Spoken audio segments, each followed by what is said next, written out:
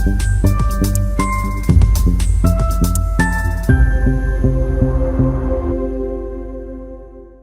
दोस्तों, welcome to यज्ञा investment academy और tax Thursday में आपका स्वागत है।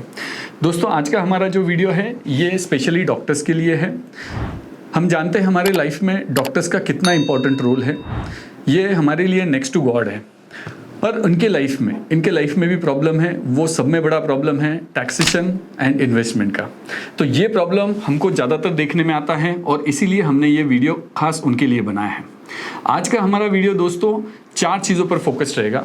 एक तो डॉक्टर्स के पास जो अवेलेबल ऑप्शंस है इनकम अर्निंग के वो हैं। दूसरा है उनको जो रजिस्ट्रेशंस जो लेने होते हैं tax compliance point of view से वो कौन कौन से हैं। तीसरा है टैक्स प्लानिंग और चौथा है हमारी तरफ से कुछ टिप्स है उनके लिए कि भाई उन्होंने क्या चीज़ों का ध्यान रखना चाहिए। तो चलिए दोस्तों हम आगे बढ़ते हैं डॉक्टर्स के इस वीडियो के साथ। इसमें दोस्तों पहला है कि भाई उनके पास अर्निंग के जो ऑप्शंस होते हैं वो कौन कौन से होते हैं। एक तो पहला होता है फ्रीलांसिंग का। फ्रीलांसिंग मतलब वो अलग अलग हॉस्पिटल्स में जाकर अब कंसल्टेंसी या जो भी प्रोवाइड करना होता है वहाँ पर सर्जरी वगैरह जो भी करते हैं वो होता है, ऑपरेटिव्स वो करते हैं, तो वो होता है फ्रीलांसिंग का। दूसरा होता है कोई भी एक हॉस्पिटल में फुल टाइम एम्प्लॉयमेंट में रहते हैं, तो मतलब एक तो फ्रीलांसिंग में होते हैं या एम्प्लॉयमेंट में होते हैं।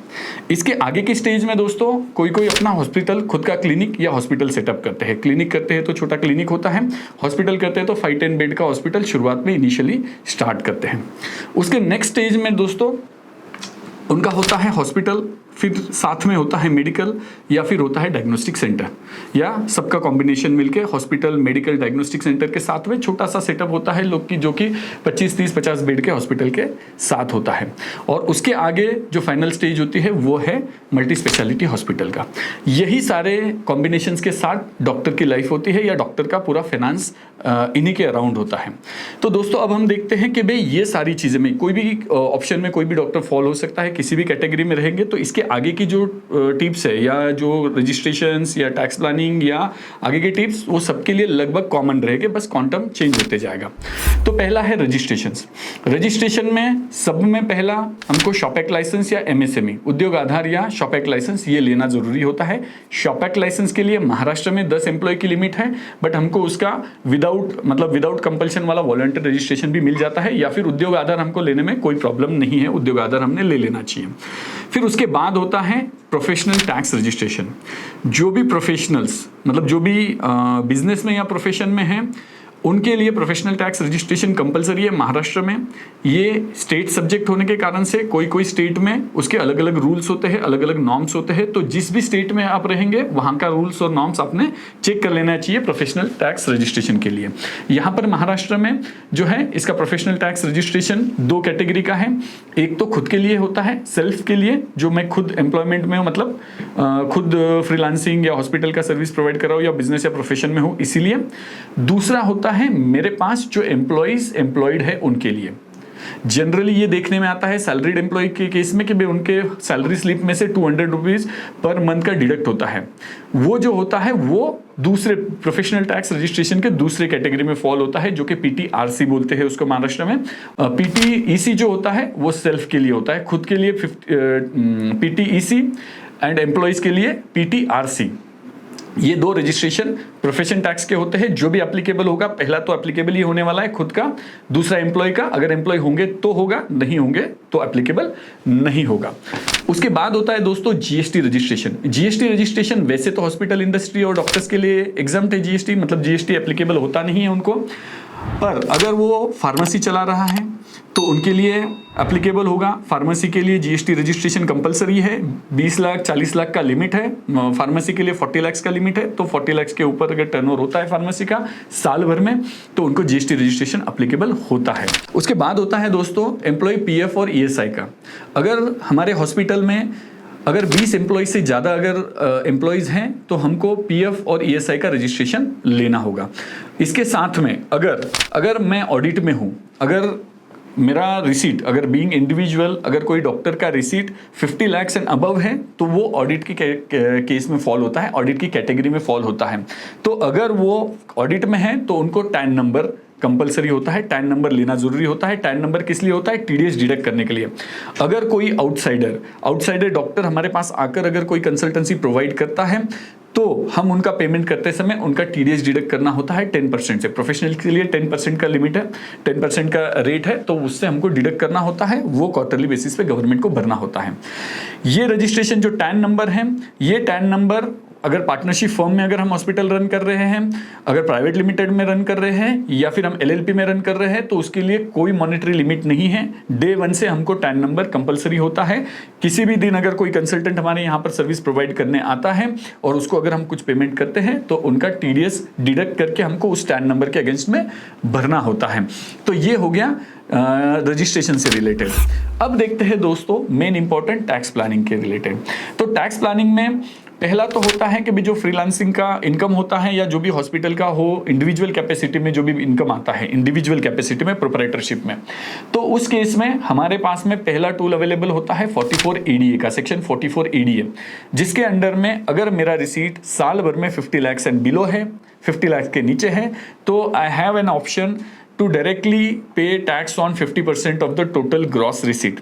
जितना भी मेरा ग्रॉस रिसीट है उसके 50% पे, लाइक मेरा अगर ग्रॉस रिसीट 40 लाख है तो मैं 20 लाख का इनकम ट्रीट करके 20 लाख के ऊपर टैक्स भर के मैं सारी बाकी झमेले से फ्री हो सकता हूँ। मतलब मुझे बुक्स ऑफ अकाउंट मेंटेन करने की जरूरत नहीं है, मैं बाकी बैलेंस शीट P&L प्रिपेयर करने की मुझे जरूरत नहीं पड़ेगी।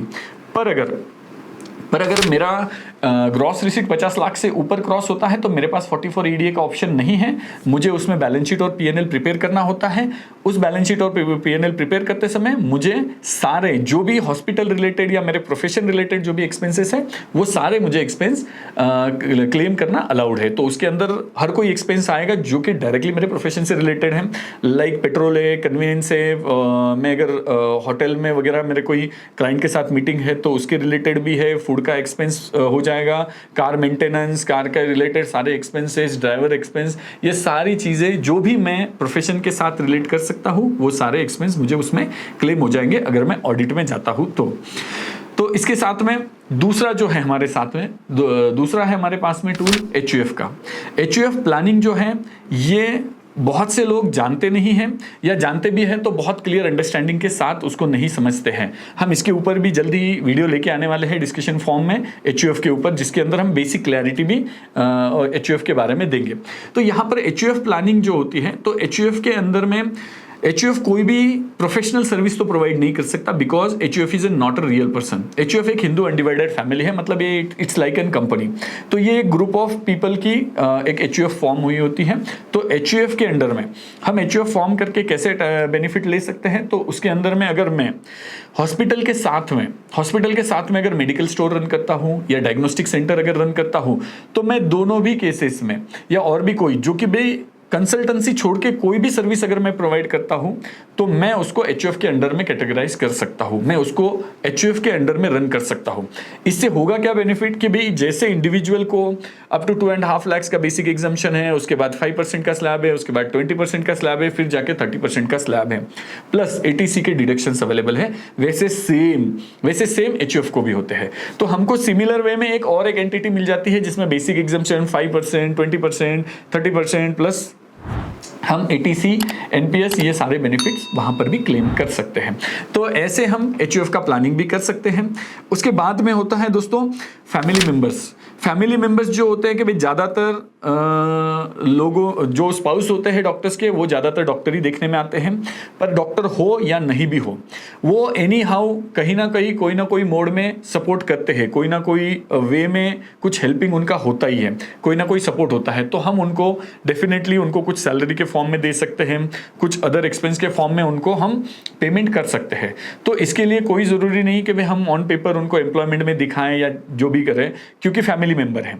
फैमिली मेंबर के लिए वो जस्ट लाइक दैट हमको हेल्प कर देते हैं, वैसे ही हम उनको पेमेंट भी शो कर सकते हैं, प्रोवाइडेड वो नेक्सस प्रूव होना चाहिए कि भाई उन्होंने कोई XYZ चीज़ में, लाइक उन्होंने फाइनेंस सारा देख लिया, आपका बैंक सारा मेंटेन करना देख लिया, उन्होंने आपके चेकबुक सारे मेंटेन किए, उन्होंने CA के साथ कोऑर्डिनेट किया, आपके रिटर्न फाइलिंग में हेल्प किया, गया, तो ये जो है एक अकाउंटेंट का काम उन्होंने कर लिया, घर पे रहते हुए भी उन्होंने ये सपोर्ट दिया, तो आप उनको भी पेमेंट शो कर सकते हैं, उसका एक्सपेंस भी आप क्लेम कर सकते हैं।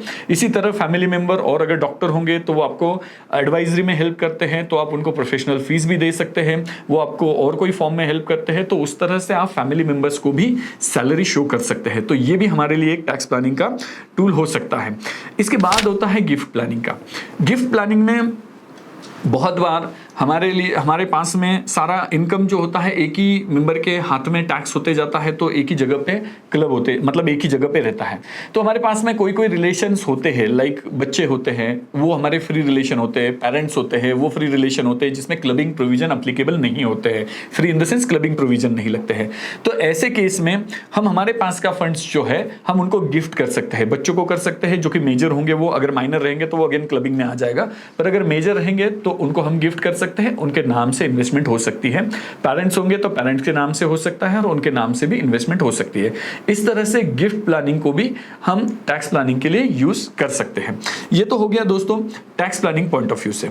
अब आता है कि भाई इसमें जो फाइनल जो हमारा टॉपिक है कि भाई कुछ टिप्स कि भाई क्या हमने ध्यान रखना चाहिए। एक तो जो हमें देखने में आता है, क्योंकि हमारे पास काफ़ी डॉक्टर प्रोफाइल है, तो हमको ये देखने में आता है कि भाई नंबर ऑफ अकाउंट्स बहुत होते हैं, बैंक अकाउंट्स।